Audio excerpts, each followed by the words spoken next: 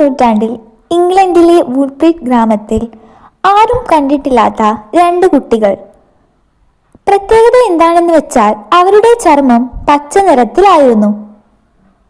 ഗ്രാമവാസികൾ അവരെ കണ്ടപ്പോൾ ഞെട്ടി. അവർ അന്യമായ വസ്ത്രം ധരിച്ചിരുന്നു, അപരിചിതമായ ഭാഷയിൽ സംസാരിച്ചു.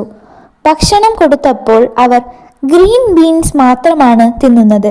അവരോട് ചോദിച്ചപ്പോൾ അവർ പറഞ്ഞത് അവർ സെന്റ് മാർട്ടിൻ ലാൻഡ് എന്ന സ്ഥലത്ത് നിന്ന് വരുന്നത് എന്നാണ്.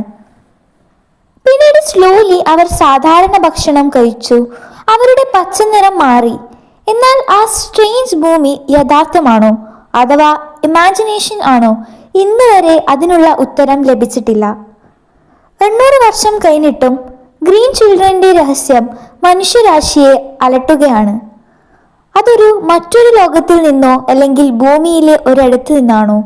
എന്തായാലും വുൾഫ്രീഡിന്റെ കഥ ഇന്നും സ്പൈൻ ചില്ലിംഗ് ആണ്.